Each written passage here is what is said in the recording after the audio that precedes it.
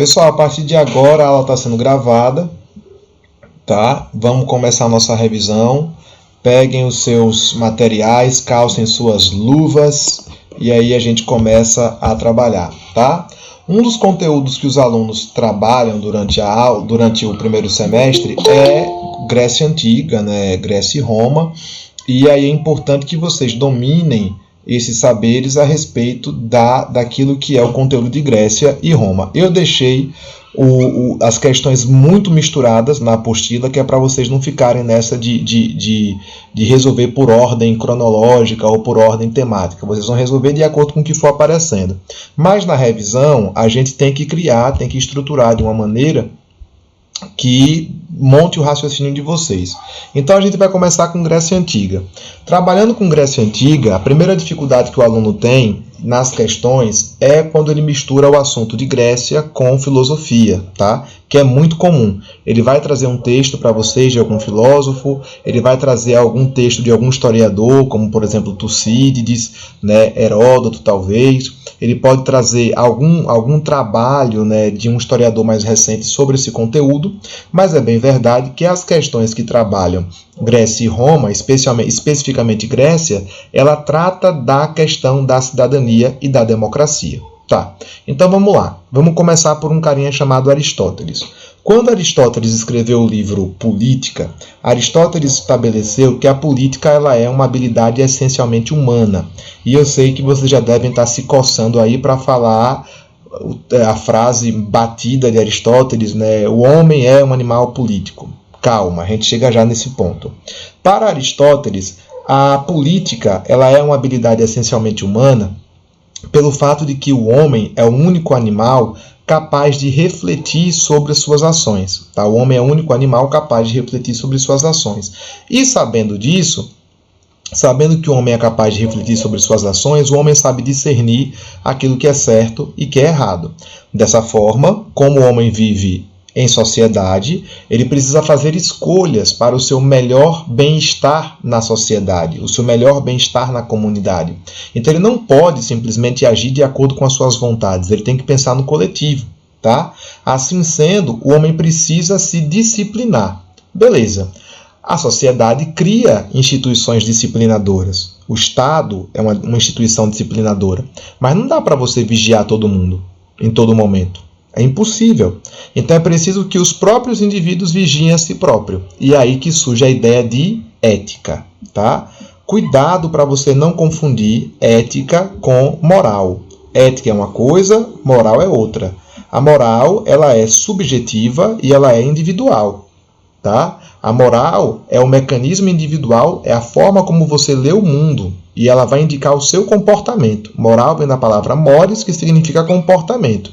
Por exemplo, nós temos uma moral cristã e a forma como você absorve a moral cristã, isso é individual, tá? No entanto, se você pretende ser católico, se você pretende ser protestante, você precisa seguir um código ético. Por quê? Porque a ética ela é normativa, ela é disciplinadora, ela estabelece regras, tá? E uma das regras estabelecidas pela ética é que você deve agir individualmente, mas pensando no bem-estar comum. Então, uma pessoa que é ética, ela está pensando no bem-estar comum, ela age em prol da comunidade. E como é que era o nome dado à agremiação de pessoas que se reuniam em comunidade na Grécia Antiga? Polis. A polis é um tipo de comunidade, é a cidade-estado, é a comunidade onde viviam os gregos. Tá bom? Então, o que é política? A política é o exercício do indivíduo de viver na polis, de viver da melhor forma possível, priorizando, obviamente, o bem-estar comum. Tá bom? Então, priorizando, obviamente, o bem-estar comum. Política não é apenas eleger candidatos, não é apenas, por exemplo, votar. Não, política é muito mais abrangente. A política é a habilidade de você ter uma vida, uma alternativa à violência, tá? É uma forma de você evitar a violência e viver com seus pares, com seus indivíduos, da melhor forma possível, tá? Para Aristóteles, somente os gregos tinham conseguido isso. Por isso que os outros povos, os povos vizinhos, que usavam a violência para resolver os seus conflitos, eles eram muito próximos dos animais. E aí Aristóteles dizia que os outros povos eles se comportavam como bárbaros. Já os gregos, tá? Já os gregos, eles são indivíduos que têm um comportamento que está mais relacionado à ideia de um animal diferenciado, o animal humano, e por isso que o homem é um animal político. Entenderam? Tranquilo? Alguma pergunta até aí? Beleza? Se o homem é assim um animal político, se o homem dessa maneira é um animal político, então dessa forma, se só os gregos conseguiram fazer isso, já dá para entender por que os gregos desprezavam tanto os estrangeiros, né? Porque os estrangeiros aos olhos dos gregos, eles são o quê? Eles são indivíduos próximos dos demais animais.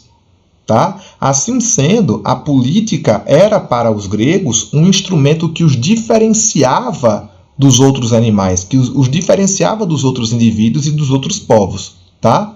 Bom, essa é a primeira parte, política. A segunda parte é o que é o agir político. O agir político é um dever do cidadão ateniense. Todo cidadão ateniense ele tem por obrigação participar da política. Aquele que não participa da política é o idiota, tá? Porque ele tendo a oportunidade de exercer as suas vontades, os seus direitos e a sua cidadania, quando ele deixa isso de lado, ele está se comportando como uma pessoa inferior, como uma pessoa, né, que é equiparável aos animais.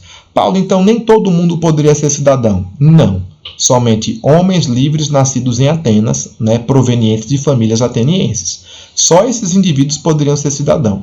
Os indivíduos que não se encaixavam nesse formato, que não eram homens, que não eram livres, que não eram nascidos em Atenas, não eram de famílias atenienses, esses indivíduos não têm a cidadania. Tá? Então, somente homens livres nascidos em Atenas são os indivíduos portadores da cidadania. Se você sabe que somente homens livres nascidos em Atenas são os portadores da cidadania, obviamente, quem não é cidadão? Mulheres, escravos e estrangeiros. Então, de cara, já dá para perceber que os cidadãos eles correspondem à minoria social. Eles são a menor parte da sociedade. Tá? Ainda tem um outro elemento. Além deles corresponderem à menor parte da sociedade, nem todos os cidadãos exerciam de fato a cidadania. E aí vai para o terceiro tópico da aula. Para ele poder exercer plenamente a cidadania, ele precisava ter um escravo para trabalhar para ele. Porque exercer a cidadania no mundo grego, participar da democracia no mundo ateniense, é participar diretamente. A democracia ateniense é uma democracia direta, tá? Eles achavam que as mulheres eram homens incompletos. E por serem homens incompletos, elas não tinham a condição de participar não teriam a capacidade para participar da política. Certo? Beleza? Então, dessa maneira, dessa forma, o cidadão ele precisava de escravos para trabalhar enquanto ele estivesse na praça debatendo questões políticas. Beleza?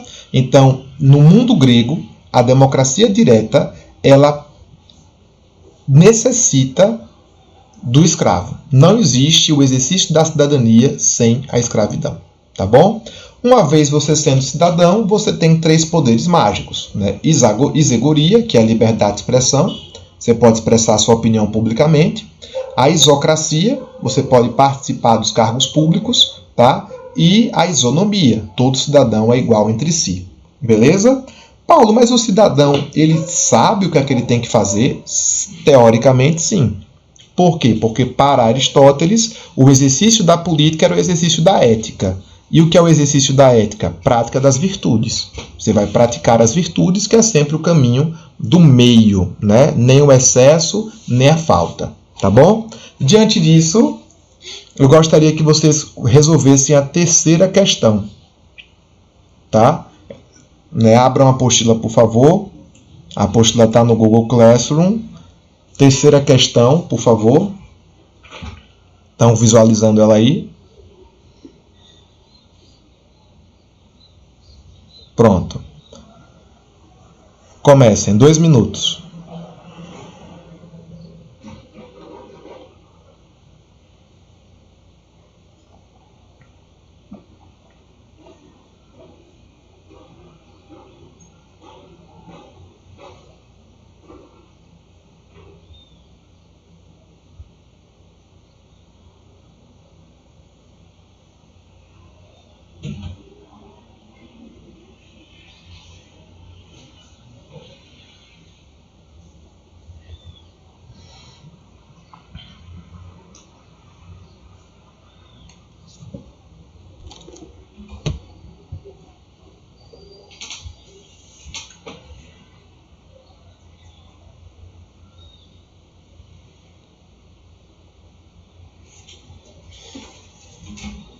Posso resolver?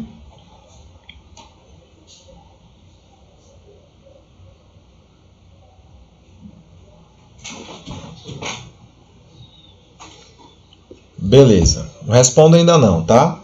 O que é que eu tenho dito para vocês? Resolver uma questão com o modelo Enem é você quebrar o texto. Então é preciso você estabelecer o que você vai grifar do texto, né? Sempre você tem que procurar o quê? Os verbos, né? Então vamos lá. Vimos, tá? Aí vem para cá, são prescritos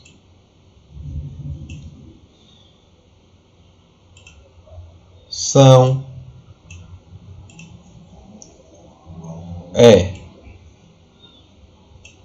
beleza? Tomam, tem, quer,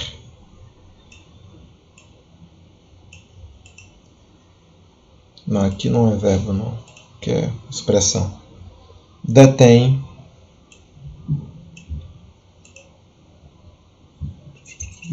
chamamos, tendem a produzir e a preservar, uma expressão verbal, né? Compõe. Pronto, uma vez que você catou os verbos, agora o que é que você faz? As conexões. Vimos. Vimos o quê? Vimos que o homem sem lei é injusto. Vimos que o homem sem lei é injusto. E vimos também que o respeitador da lei é justo. Tá? Os atos prescritos pela arte do legislador são legítimos. E cada um deles é justo. As disposições que tomam sobre todos os assuntos e as leis têm em mira a vantagem comum.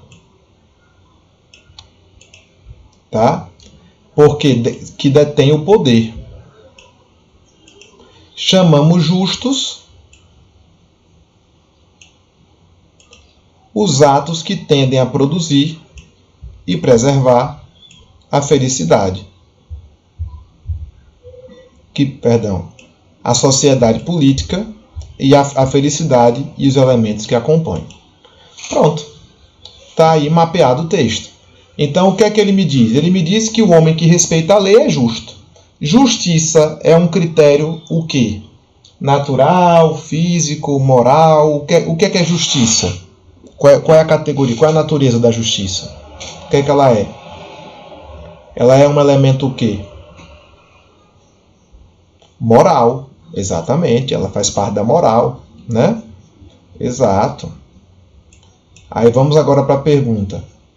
De acordo com o texto de Aristóteles, o legislador deve agir. O homem que respeita a lei, ele é um homem o quê? Justo. E ele visa preservar o bem comum. Ele fala isso no texto, tá lá. O respeitador da lei é justo e ele busca a vantagem comum, certo? E aí, quando você vai para as alternativas, de cara, você já pode eliminar aí uma letra. Qual letra você pode eliminar de cara? Só por essa questão do elemento comum. A letra A, porque ele fala vida privada, tá? Como você sabe que ele está abordando um elemento moral, quais são as outras alternativas que você pode eliminar? E aí? Letra C, C e D. Exatamente, letra C e D. Perdão, lógica. Letra C e D. Por quê? Porque letra C, critérios pragmáticos. Não é uma questão pragmática, tá? É uma questão Até porque o critério pragmático, como está posto aí, ele é um elemento da filosofia utilitarista do século XIX. O pragmatismo é o que está objetivando o resultado final. É aquilo que visa um resultado final. Um resultado final. Beleza? Tá bom? E a letra D não é uma questão lógica. Tá? Às vezes, nem tudo que é justo é lógico, e nem tudo que é lógico é justo. Tá? Aí sobra o distrator e a resposta correta. Qual é a resposta correta? B de bola. A justiça é uma virtude e serve para atender interesses públicos. Difícil? Tranquilo, né? Agora tem que fazer como? Grifando o texto. Sexta questão, para ver se aprenderam mesmo. Sexta questão. 2 minutinhos.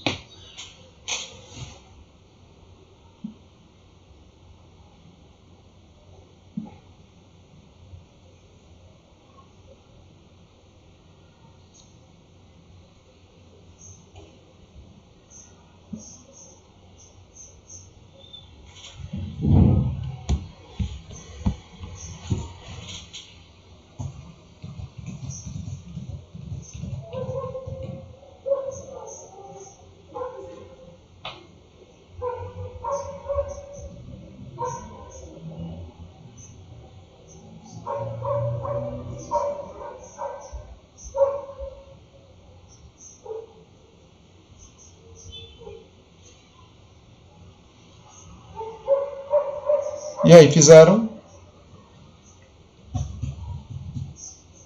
Posso resolver? Vai fazer a mesma coisa, ó. Se trata, verbo tratar, acreditam, verbo acreditar, dar, né? Verbo dar. Aí depois se trata, né? Trata-se, né? Toleram. Fale. Verbo falar. E existiria. Pronto. Agora é só conectar. Só conectar. Né? Cadê? Quando se trata da competência nas construções e nas artes, os atenienses acreditam que poucos sejam capazes de dar conselhos. Beleza? Quando se trata de uma deliberação política, toleram que qualquer um fale.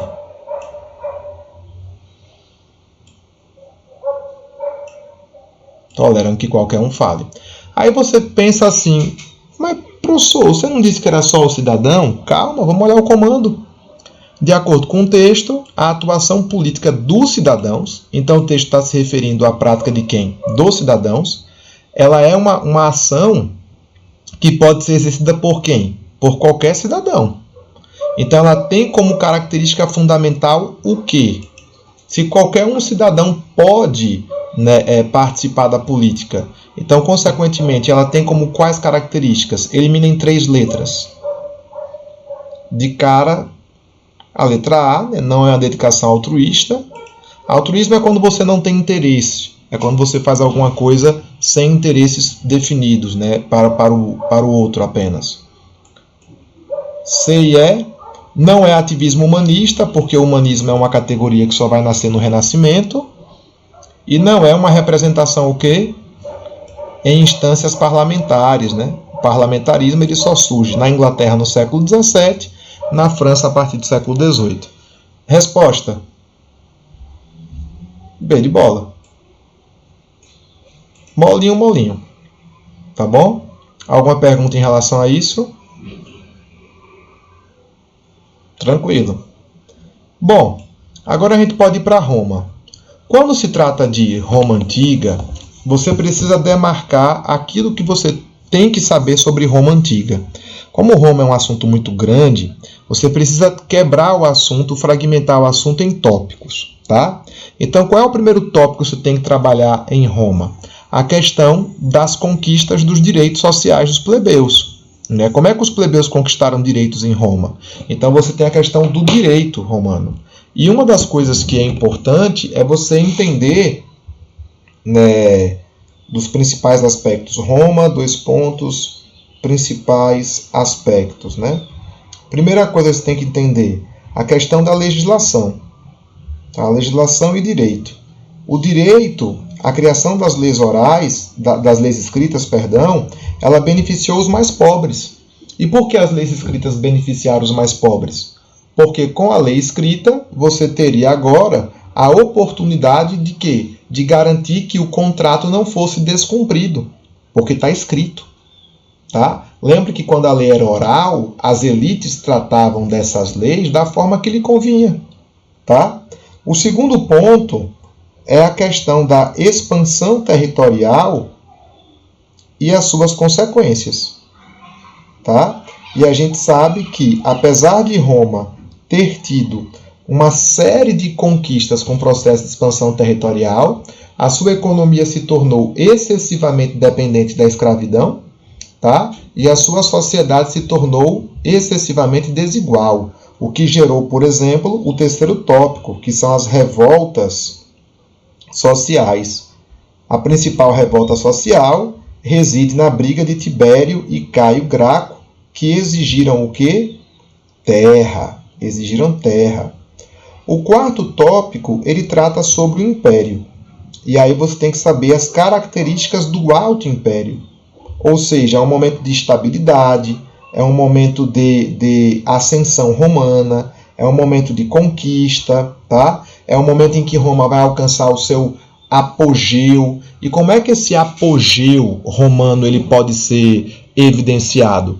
A partir das grandes construções, né?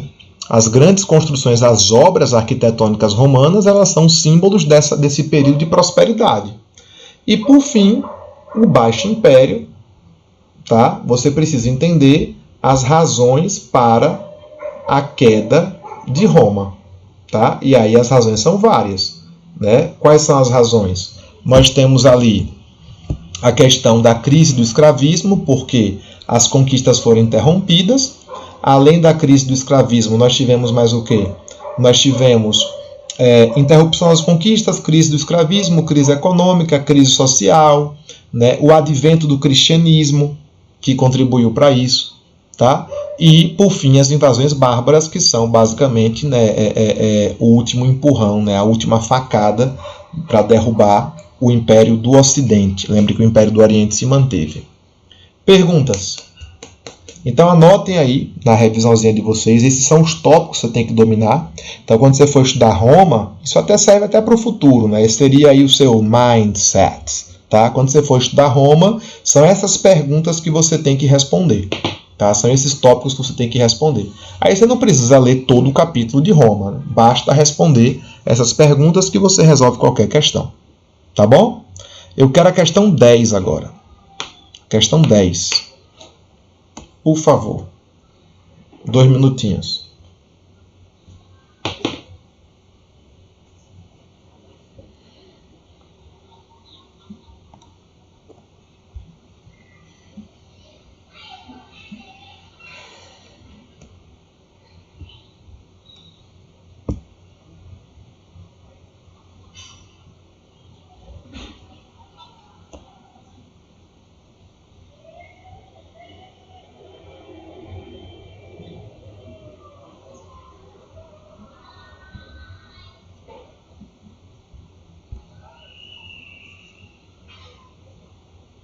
Posso?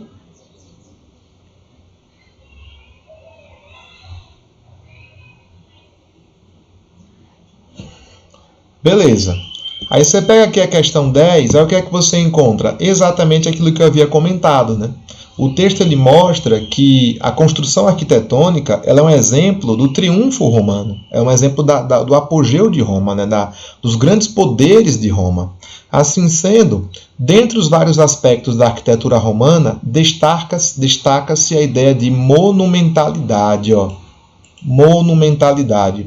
A relação entre o Arco do Triunfo e a história de Roma está baseada em resposta letra. Pode dar a resposta direto, que depois eu vou eliminando as letras.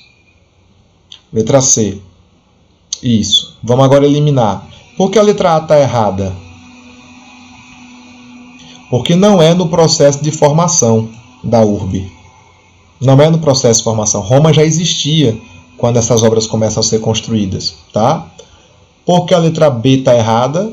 Porque não é para a questão das celebrações religiosas, especialmente dos ancestrais etruscos. Não tem nada a ver, tá? Inclusive os romanos tinham vergonha dos etruscos, viu? Eles tentavam apagar os etruscos da história deles, porque eles achavam os etruscos povos bárbaros, tá? Letra D está errada por quê? Porque não é em memória de plebeu, né, gente? Gente, plebeu não tinha nem lápide. Plebeu era sepultado em vala coletiva. Tá? Plebeu não tinha nome na cova dele. Diga aí. Tá? E a letra E, registro do cristiano. Pior ainda, né? Cristão lascado em Roma. Cristão só vai começar a ter poder em Roma no final do Império, quando um imperador chamado Constantino percebeu o poder que os cristãos tinham e como ele poderia então usar, né, unificar o cristianismo e trazer isso para centralizar, né, o poder em Roma. Tá bom? Bem, eu quero a questão 11, e aí vocês fazem a questão 11 e eu vou fazer uma abordagem geral em termos de conteúdo sobre o Baixo Império. Tá bom? 2 minutos novamente.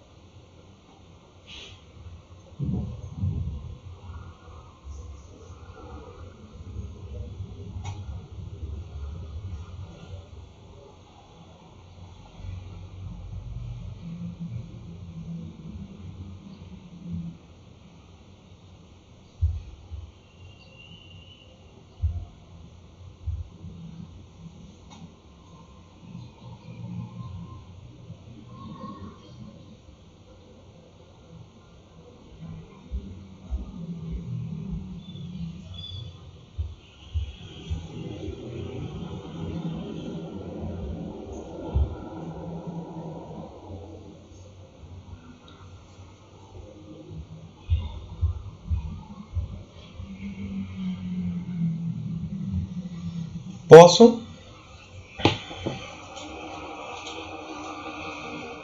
Beleza. Então vamos fazer uma revisão rápida sobre o que foi o Baixo Império.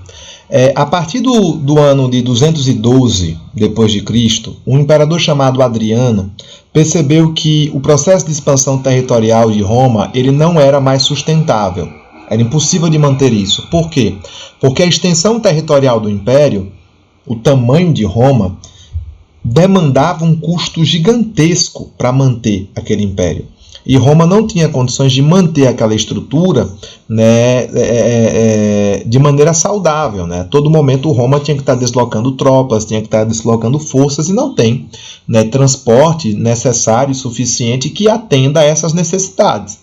Então, para melhor administrar o que eles conquistaram, o imperador Adriano decidiu então interromper as conquistas, né? Determinar que o limite territorial do mundo romano iria até a muralha de Adriano, que fica lá na Inglaterra. Ocorre que isso leva a uma sinuca de bico, porque no momento que ele para de conquistar novos territórios, né, que as guerras são interrompidas, menos escravos começam a chegar em Roma. E com a crise do escravismo, isso desencadeia um processo de desmantelamento da estrutura romana. Então você tem a crise do escravismo, que é uma crise econômica, que vai criar uma crise social e política, e aí você vai ter sucessivos golpes e disputas pelo poder. Em paralelo a isso, nós tínhamos também a questão do cristianismo, que não respeitava a autoridade divina do imperador, tá? E os cristãos, naquela altura do campeonato, já tinham se tornado maioria no mundo romano. O cristianismo é uma seita que surge no Oriente Médio, né, na Galileia, vai se disseminar no mundo romano pelo apóstolo Paulo, né? É Paulo que vai disseminar o cristianismo. O cristianismo ele vai ter uma adesão gigantesca das camadas populares mais pobres, né? Especialmente dos escravos, tá? Por causa da sua promessa de vida eterna, né? Essa promessa de você ter uma vida melhor em outro mundo. E o Constantino, O imperador Constantino percebeu que ele poderia tentar usar isso para fins políticos. Então Constantino resolve criar a Igreja Católica Apostólica Romana como um instrumento de unificação dos cristãos. E é aí que no Concílio de Nicéia ele vai definir quais são os livros que vão fazer parte da Bíblia e quais vão ser os dogmas da Igreja. Todos aqueles que não se adequarem a esse formato serão eventualmente perseguidos, considerados hereges pela Igreja Católica. Bom, aí ele traz aqui, né? A crise do mundo romano e a transição para a Idade Média foram decorrentes do fortalecimento do cristianismo, que a partir do século III tornou-se a religião oficial do Império. É isso que ele diz no texto? Acredito que não. Tiveram entre suas características a diminuição do ingresso de mão de obra escrava e o processo de ruralização social. Por que está ocorrendo uma ruralização social? Quais são as razões que levam as pessoas a abandonarem as cidades e irem buscar ajuda no campo? Proteção. Lembre que Roma está passando por sucessivas invasões bárbaras, e viver no campo era a garantia que ela seria protegida pelos seus senhores de terra, o senhor feudal, o antigo patrício, que teria pelo menos 50, 100, 200 homens armados na fortaleza para garantir a proteção desse território. Tá? Eu recomendo que vocês assistam uma série chamada Last Kingdom, que ela mostra muito bem o cenário da Idade Média, né, que se anunciava naquela época. Pode ser a B, vamos olhar as outras letras. Foram marcadas por catástrofes naturais, como peste e lepra, não, está errado. Levaram ao fortalecimento das instituições públicas, está errado, as instituições públicas vão se enfraquecer. Não é à toa que é a Igreja Católica que vai assumir os antigos papéis do Estado romano, tá? E foram particularmente catastróficas na parte oriental, está errado, foi na parte ocidental que ela foi catastrófica, tá? O número da mão de obra escrava ele vai reduzir por 2 fatores, Eloane. Yuri, eu respondo já a sua pergunta. Por 2 fatores. O primeiro fator é a interrupção das conquistas. E o segundo fator é que os cristãos eles proíbem a escravidão. Cristão não escraviza cristão. Tá bom? Aí a mão de obra escrava vai reduzir e nós teremos uma transição da mão de obra escrava para a mão de obra servil. Tá bom? Yuri, a letra A não se adequa ao texto, essa é a primeira razão. E a segunda coisa que a gente pode colocar aqui é que é a época, né? O cristianismo ele só vai se tornar religião oficial de Roma no século IV, tá? No edito de Tessalônica, imperador Teodósio. Tá bom? Na verdade ele já tinha se tornado antes, né? Só que é o Teodósio que vai ratificar essa decisão. Tá bom? Resposta letra B de bola. B de bola. Tá?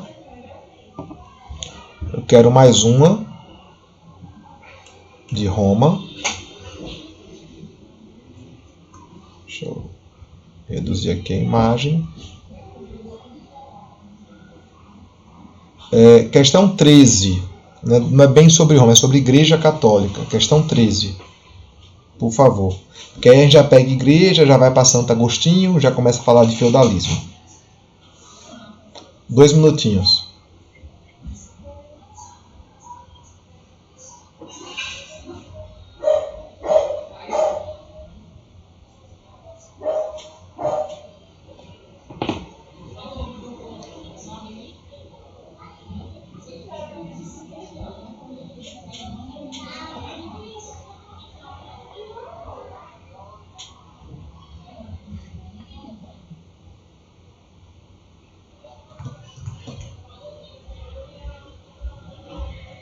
E aí, fizeram?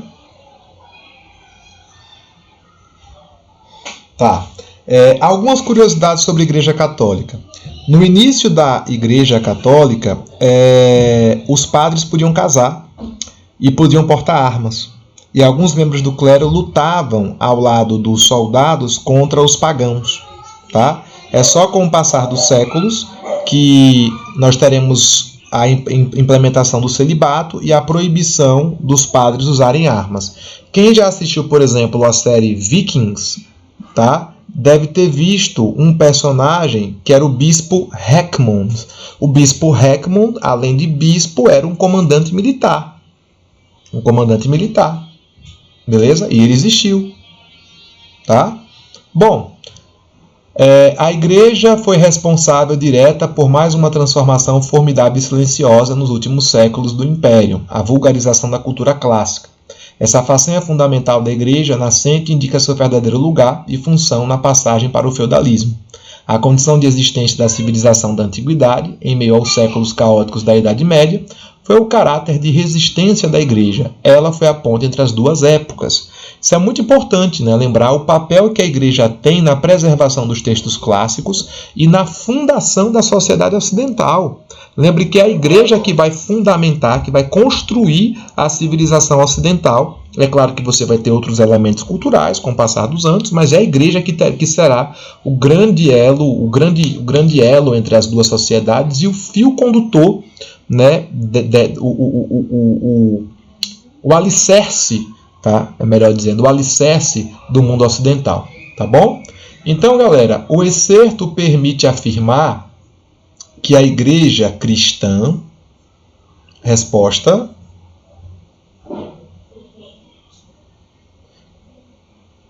beleza. Eu posso afirmar que ela limitou suas atividades à esfera cultural? Não. A igreja teve papéis políticos fundamentais. A igreja exerceu papéis que antes eram dados ao Estado romano. Só que o Estado romano deixou de existir. Exemplo, professor: registro de pessoas, né, divisão de terra, herança. Tá bom? Manteve-se fiel aos ensinamentos bíblicos e proibiu representações religiosas na igreja. Representações de imagens na igreja. Errado. Em uma sociedade cuja maior parte da população é analfabeta, a igreja precisava usar imagens para educar, cristianizar as pessoas. Tá? Reconheceu a importância da liberdade religiosa. É errado também. A igreja vai perseguir aqueles que eram considerados hereges. E combateu o universo religioso do feudalismo. Também está errado, né? Também está errado. Resposta, letra A. Beleza? Tranquilo? Questão 17. Gente, no ritmo que está indo, tá legal? Vocês estão acompanhando? Tá bem? Né? Falem, viu? Por favor. Tá? Pra gente ir ajustando. Questão 17.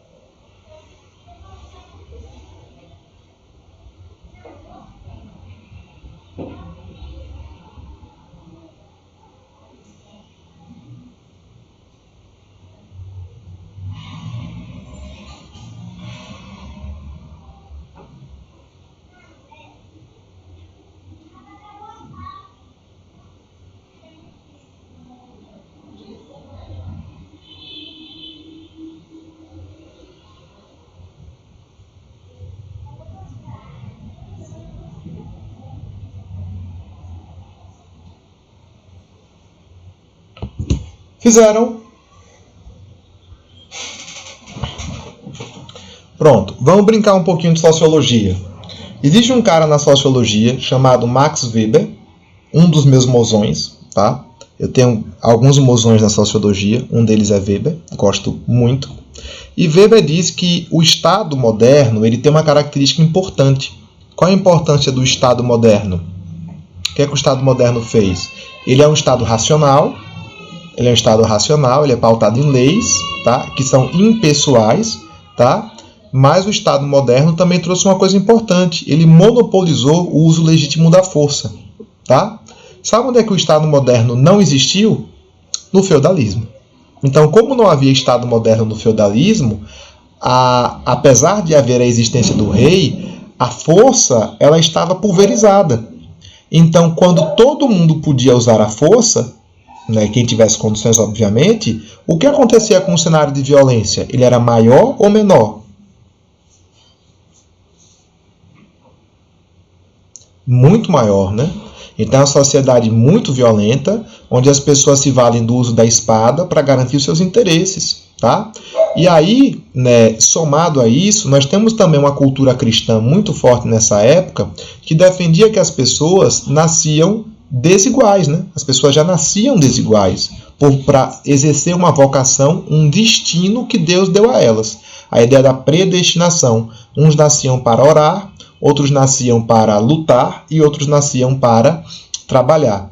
Perceba que esse pensamento ele é influenciado no pensamento de Platão, tá? E também de Aristóteles, que as pessoas nascem desiguais, com naturezas diferentes. Bom, a era feudal ela tinha legado às sociedades que a seguiram, a cavalaria, cristalizada em nobreza, até as nossas sociedades em que morrer pela sua terra deixou de ser monopólio de uma classe ou profissão, o sentimento persistente de uma espécie de supremacia moral ligada à função do guerreiro profissional.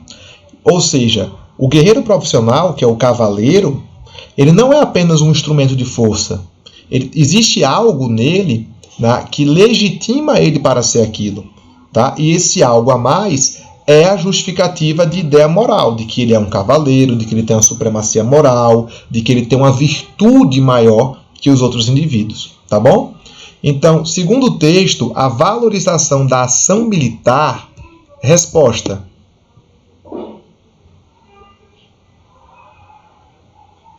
E aí? Representa a continuidade de uma estrutura social originária da Idade Média? Não, né? O texto mesmo diz isso. Deriva da associação surgida na Idade Média entre nobres e cavaleiros. Ok? Então não pode ser igual, a letra B não pode ser igualando os homens medievais. Os homens medievais não eram iguais. Não pode ser a letra D, porque ele fala que é desconhecido nas sociedades modernas. Está errado, né? Ela vai chegar até a modernidade. Quem é que acaba com isso? Com essa ideia de que nós somos naturalmente desiguais? Qual é a corrente de pensamento que acaba com isso? Qual é? Não. Antes. Um pouquinho antes. Isso, Rafael, iluminismo. Nós nascemos livres e iguais. O evento histórico que consolidou isso? Qual é o evento histórico? A Revolução Francesa. Exatamente. Muito bem. Muito bem. Mas nós vemos que a Idade Média ela também teve uma vasta produção cultural. E essa vasta produção cultural ela possibilitou não só o surgimento de ordens monásticas, como também o aparecimento de catedrais, tá? Lá na Baixa Idade Média. Eu quero que vocês façam a questão 18. A letra E, ele fala o seguinte: revela a identificação medieval de quem trabalha com quem luta. Errado. Quem trabalha é servo. Quem luta é cavaleiro. Entendeu? Então não há uma relação de identificação entre eles. É uma relação de desigualdade. Ok? Questão 18. Não, revela uma identificação de quem trabalha com quem luta. Né? Ou seja, quem trabalha se identifica com quem luta. Não. Quem trabalha, trabalha. Pega enxada. Quem luta é outro grupo. Faça 18 agora para mim.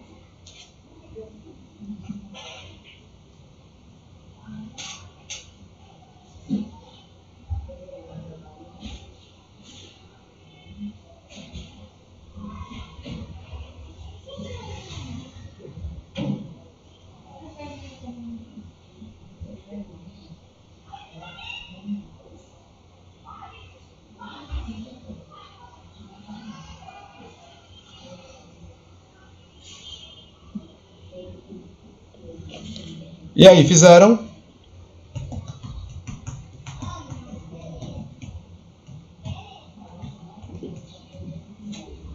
Tranquilo? Posso resolver?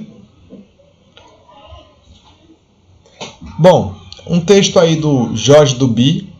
Duby é um dos grandes escritores medievalistas, né? A gente tem 3 grandes escritores medievalistas. É o Georges Duby, o 4, né? Georges Duby, o Jacques Le Goff, Marc Bloch e o Carlo Ginzburg. São os 4. Quem faz faculdade de História, basicamente é a Bíblia, ler esses caras, né? Eu gosto muito do Georges Duby e gosto mais ainda do Carlo Ginzburg. São caras assim espetaculares, até porque eles trabalham muito pela perspectiva cultural, tal. Eu gosto bastante disso. Não gosto muito do Perry Anderson. Perry Anderson ele é marxista, eu não curto muito essa análise econômica. Eu gosto mais da pegada cultural. O Georges Duby ele fala do mosteiro. E o que é o mosteiro? O mosteiro ele é uma casa dos monges, obviamente, mas é um espaço no qual esses indivíduos eles vão orar pela sociedade, tá? Santo Agostinho, quando trabalha a ideia de A Cidade de Deus, né, o livro dele, ele estabelece aquela ideia de que o mundo que nós vivemos, o mundo dos homens, ele é um rascunho da Cidade de Deus. Então, nós copiamos aquilo que a gente deve encontrar no paraíso. Tá? E aí caberia aos monges viverem em isolamento para orar pelas almas dos homens, para que a gente pudesse ter o nosso progresso, né, espiritual. Só que esses indivíduos eles também concentravam os textos bíblicos e concentravam os textos clássicos. Então, se teve alguém que preservou os textos escritos, as produções acadêmicas e intelectuais, foram os monastérios. Tá? Então, resposta, letra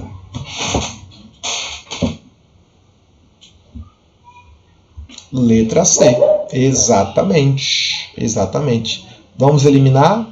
Por que não pode ser a letra A? Porque ele não está ali naquela ideia de valorizar a vida privada. Não é isso. Ele está em isolamento por outras razões. Letra B, ele não está preocupado em recuperar a experiência histórica. Não. Ele está preocupado em narrar a vida dos santos, né? Inclusive as biografias dos santos foram produzidas pelos monges, a chamada hagiografia. A hagiografia são as biografias dos santos. Por que eu vou escrever biografia de santo? Tá tudo errado na letra A, Eric. Por que eu vou fazer biografia de santo? Para quê? Com qual propósito? Estabelecer um modelo moral a ser seguido, tá? E servir de inspiração. Por que a D está errada?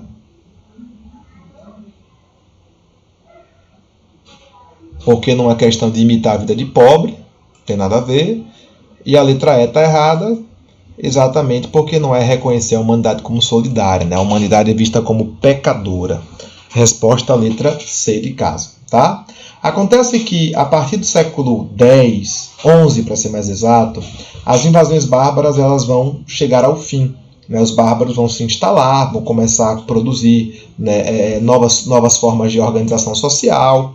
E com a interrupção das invasões bárbaras, os indivíduos agora vão passar por um processo de aumento da produção de alimentos, que vai provocar um aumento demográfico. Tá? No entanto, ali por volta do final do século XI, a Europa vivia um processo de crise. Como assim, Paulo? Você não acabou de falar que a população começou a produzir mais comida? Exato. Só que a estrutura feudal ela não suportava grandes populações.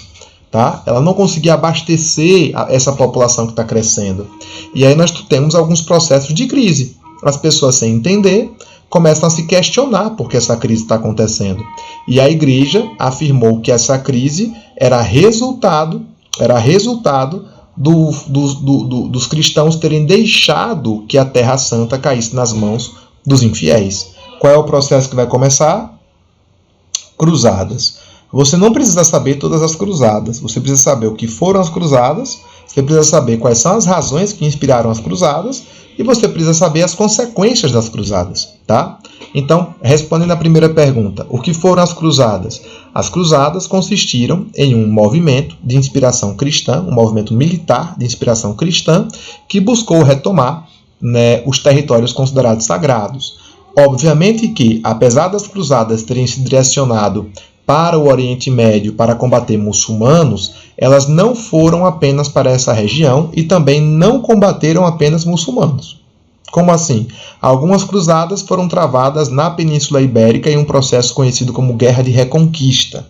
E outras cruzadas ocorreram no leste europeu para combater cristãos considerados heréticos, como por exemplo os albigenses. Ficou claro? Tranquilo? Bom, quais são as razões para as cruzadas? Ora, a crise econômica, que vai motivar a população servil a querer ir para as cruzadas, o direito de primogenitura, que é aquela ideia que só o filho mais velho pode herdar as coisas, tá? E a religiosidade medieval, né? Lembre que os plebeus e os senhores feudais, os nobres, eles são, né, religiosos, há uma religiosidade muito grande. Então, repetindo, crise econômica, direito de primogenitura, religiosidade medieval. A quarta razão é o cisma do Oriente. Quando a Igreja Católica se dividiu no ano de 1054 em Igreja Católica Apostólica Romana e Igreja Ortodoxa, o que aconteceu? A Igreja Católica perdeu sua influência no mundo oriental e ela esperava recuperar essa influência com as cruzadas. O último fator, interesses comerciais. Por que a primogenitura ajudou isso? Porque se só o filho mais velho herda tudo, o que é que o filho do meio ou o filho mais novo faz? Vira cavaleiro, vai para a guerra para conquistar novas terras, novos títulos e novas glórias. Entendeu? Buscar o seu. Né? O do meio geralmente vira cavaleiro e o mais novo vai para a igreja, para garantir a influência da família dentro da igreja. Certo? E aí, quais foram as consequências das cruzadas? Posso sim. Repetir o que exatamente, Felipe? Os motivos, claro. Então vamos lá novamente. Quais são os motivos? Crise econômica, tá? Direito de primogenitura, religiosidade medieval, ok? Cisma do Oriente e interesses comerciais. Tá bom? Apesar das cruzadas terem sido um fracasso militar, as cruzadas elas alcançaram algumas consequências interessantes. Por exemplo, a reabertura do Mediterrâneo, tá? O renascimento comercial e urbano. Cuidado para não confundir renascimento comercial com revolução comercial. O renascimento comercial é aquele comérciozinho das feiras de Flandres, Champagne, com as corporações de ofício, etc. Tá? A revolução comercial é o que vai ser desencadeado com a expansão marítima, que não é agora. Tá bom? Então, repetindo, reabertura do Mediterrâneo, renascimento urbano e comercial, surgimento das feiras livres, surgimento dos burgos, advento da burguesia. A burguesia, quando nasce, ela é uma alienígena. Por quê? Quem é a burguesia? É uma categoria social que nasce dentro da cidade, dentro do burgo. E a vida no burgo ela é completamente diferente da vida que se tem no campo. Ela tem uma vida mais livre de impostos, por exemplo. E como ela tem uma vida mais livre, essa burguesia, então, ela acaba não aceitando determinadas imposições dos senhores feudais. E aí nós temos um processo de transformação do qual a burguesia vai querer criar um mundo à sua imagem e semelhança. É aí que vai vir um renascimento cultural, né? A tentativa de se pensar um novo mundo, tá? Novas práticas econômicas, como, por exemplo, o comércio, o uso de moeda, tá? A busca pela padronização dos impostos. Entenderam? Então, repetindo, quais foram as consequências? Reabertura do Mediterrâneo, renascimento comercial e urbano, surgimento dos burgos, nascimento da burguesia, tá? E aí você pode derivar para outras coisas, como, por exemplo, o renascimento cultural, a reutilização da moeda, a formação das monarquias nacionais. Aí você fala, mas Paulo, por que as monarquias nacionais vão surgir? Gente, com o renascimento cultural e com as cruzadas, o que acontece com a igreja após as cruzadas? Ela se enfraquece, né? Então, quando a igreja se enfraquece e quando os nobres se enfraquecem, os senhores feudais se enfraquecem, fica um vazio de poder. E aí quem vai ocupar esse poder? O rei. E o rei vai ser empoderado, ele vai ser financiado pela burguesia. E por que a burguesia fez isso? Porque gosta dele? Claro que não. A burguesia fez isso porque a burguesia esperava que o rei unificasse os impostos, unificasse as moedas, pois isso favoreceria as transações comerciais. Tá bom? Exatamente. Estamos passando pela transição do feudalismo para o capitalismo. É nesse momento, tá? E é por isso que eu quero a questão 20.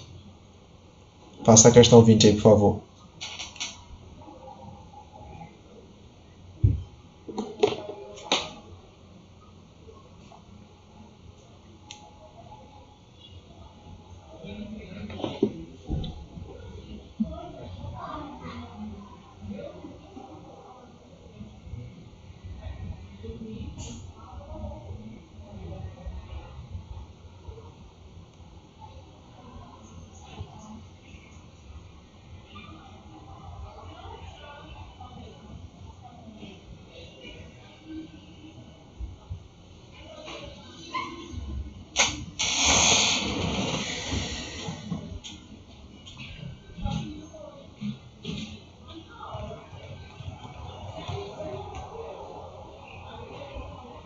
Fizeram?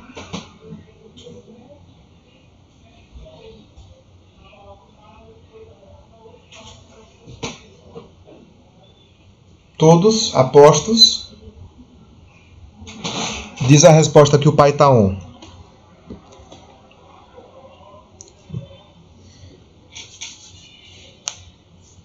D. Vamos olhar o texto. Na Europa Ocidental, a burguesia surge entre o século X e XI sob a forma mercantil, isto é, composta por comerciantes, cambistas. O que é cambista? O que é cambista? Cambista é banqueiro, pessoal. O pessoal que faz câmbio, que troca moeda. Tá? Georges Duby chama a burguesia de mercadores banqueiros. Tá? Durante muito tempo, o poder político esteve nas mãos da nobreza, dos grandes senhores de terras, o que não impediu o crescimento e enriquecimento da burguesia. Com a formação das monarquias absolutistas, unificando territórios, mercados, leis, moedas e tributos, o poder político se concentrou nos reis. Bastante enriquecida, uma parte da burguesia começou a comprar terras, conquistar títulos de nobreza e, inclusive, assumir cargos no governo. Por que a burguesia muito rica começou a comprar terra? Para quê? Porque ela sabe que terra é poder. Controlar o quê? Os meios de produção. Resposta dele dada. Tá bom? Beleza?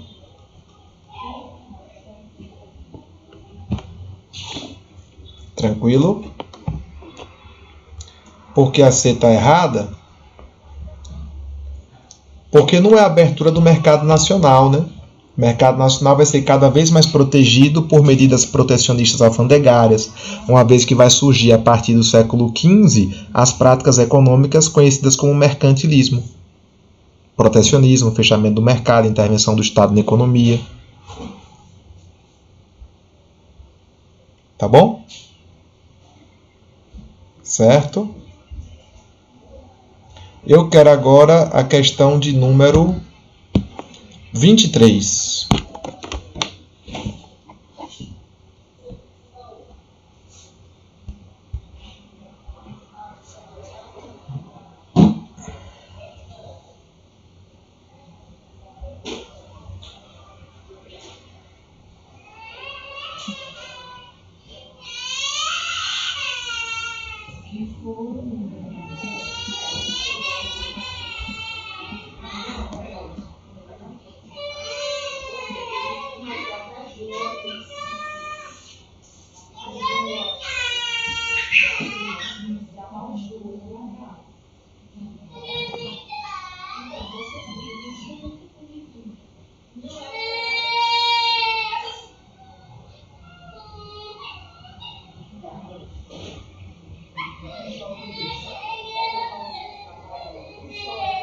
Vamos resolver? Vamos lá? Tô calmo.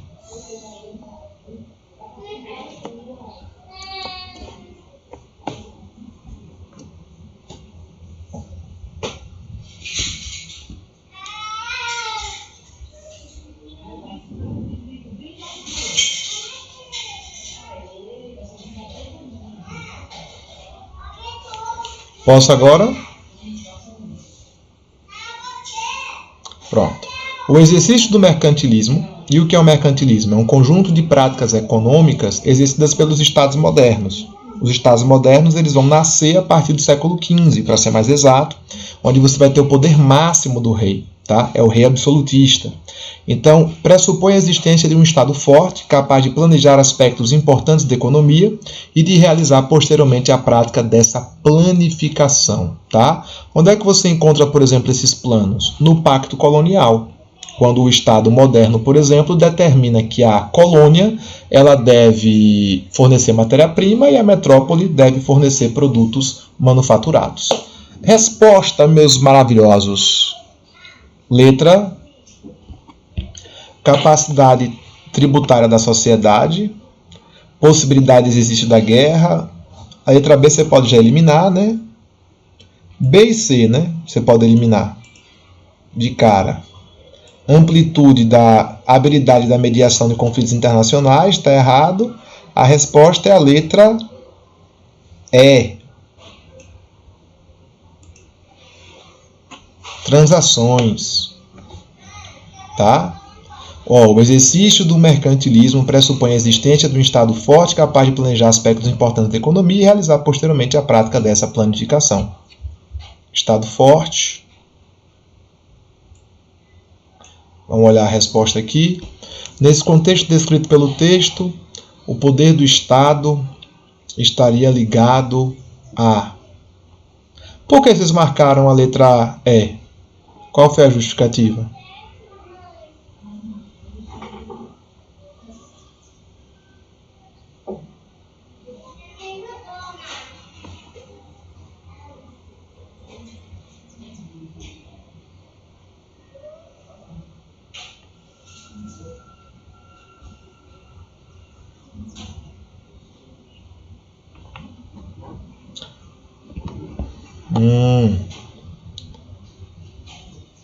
Então, mas em nenhum momento ele fala em comércio internacional, né?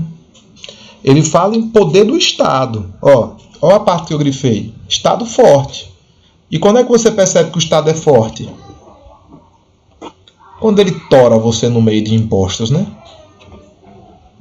Simples assim. Quando ele tora você todinho em imposto, ele fala vai pagar e você vai ter que pagar. Resposta letra A. Entendeu? A capacidade do Estado tributar você. É o que mostra ele enquanto Estado forte. Beleza? Agora eu quero a questão de número 26. Oi, Yuri. Já está no Classroom. Já coloquei lá. Viu? Só baixar. Inclusive com gabarito comentado. 26. Pra gente fechar. Terminar com Maquiavel.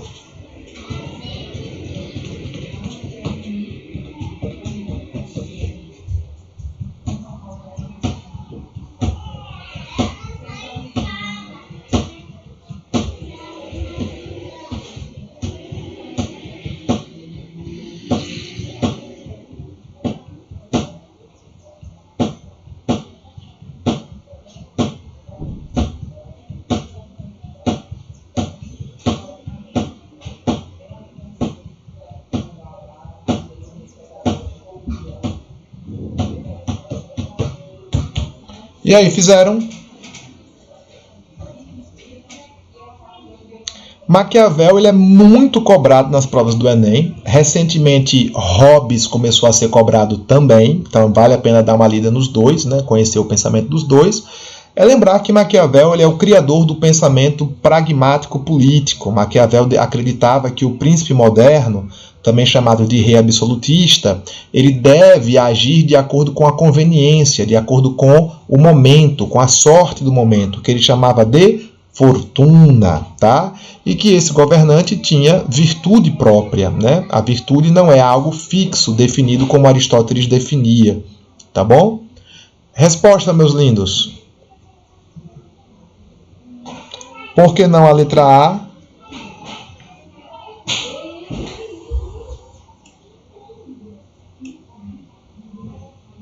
Porque rejeita. Por que não a letra B de bola?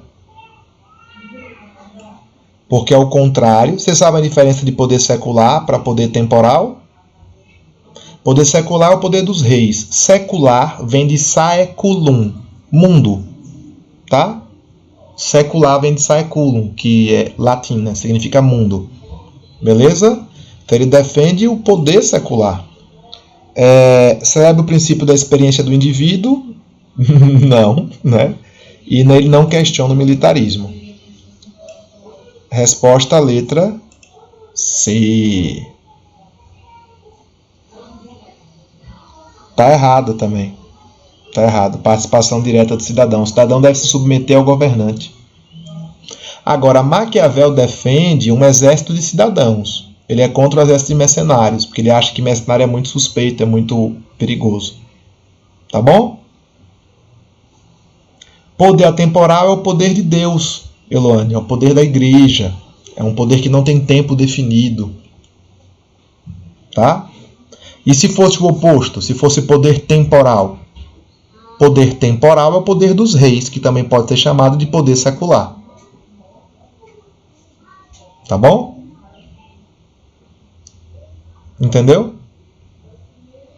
Gente, é isso, tá? Eu vou deixar as outras questões para vocês brincarem. Eu acho que a gente resolveu pelo menos umas 10 questões hoje, tá? Então